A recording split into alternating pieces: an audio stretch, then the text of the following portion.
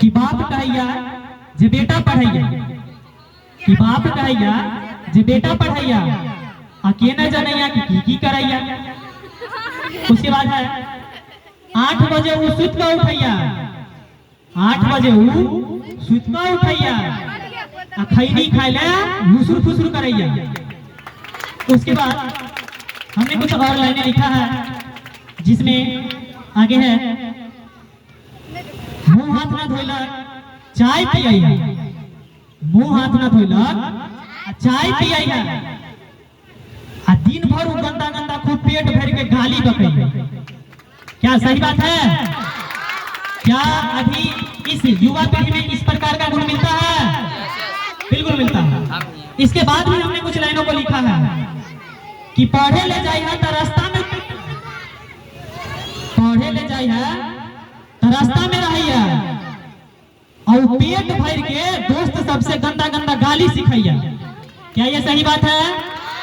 बिल्कुल सही बात है। उसके बाद हमने कुछ और लाइनें लिखा है कि बाप माई के बात बउआ कुछो ने मनैया।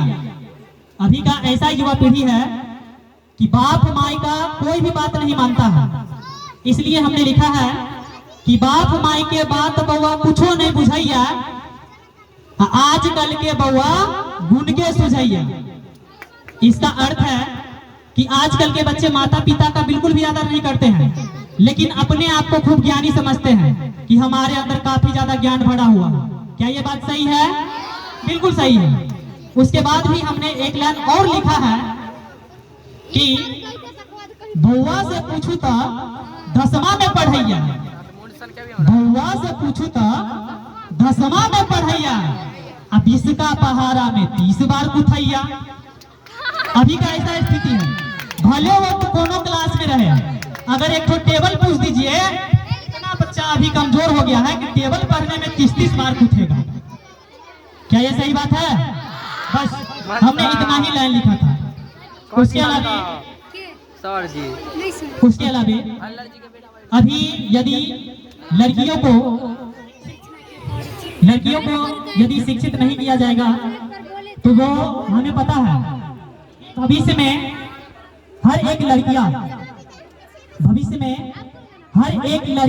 एक ना एक टाइम पे सास जरूर बनेगी। क्या ये बातें सही है? बिल्कुल सही है। हमें पता है कि भविष्य में हर एक लड़की कभी ना कभी सास जरूर बनेगी। Yes sir. यदि वो पढ़ी लिखी नहीं रहेगी तो देखिए उसके साथ क्या हश्र होता है। हमने अपने ही पास के एक बुजुर्ग महिला का बात सुना था। एक दादी थी जिन्होंने अपने पतों से कही थी, क्या कही थी, थोड़ा सुनने का प्रयास करेंगे। उन्होंने बोला था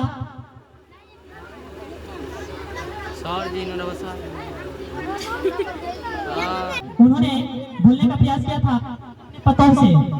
एक हमारी घर की बूढ़ी दादी है जिन्होंने अपने पतों से बोली थी कि 1 किलो आटा में सान देला 3 किलो पनिया, 1 किलो आटा में सान देला 3 किलो पनिया, कौना क्लास तक के पढ़ल छहा है कनिया। क्या ये सही बात बोले हैं? इसका अर्थ समझिए, यहाँ पर बोला गया है कि 1 किलो आटा में सान देला 3 किलो पनिया, कहाँ तक के पढ़ल लिखल छहा है कनिया। इसका अर्थ है कि यदि अपने पतों को एक सास बोली अपने पतों को कि थोड़ा आटा सान दो, तो स्वाभाविक सी बात है कि 1 किलो आटा में कहीं 3 किलो पानी है नहीं डाला जाता है। तो इससे यह निष्कर्ष निकलता है कि वो जो पतों थी वो पढ़ी लिखी नहीं थी। यदि वो पढ़ी लिखी रहती तो 1 किलो आटा में 3 किलो पानी डालने का आवश्यकता पड़ता नहीं पड़ता। इसका मतलब ये लाइन बिल्कुल सही बैठता है कि 1 किलो आटा में सान देला 3 किलो पनिया, कहाँ तक के पढ़ल लिखल छहा है पनिया। इसलिए हर एक महिलाएं को, हर एक लड़की को, हर एक सास को, हर एक पतोह को शिक्षित बनना चाहिए।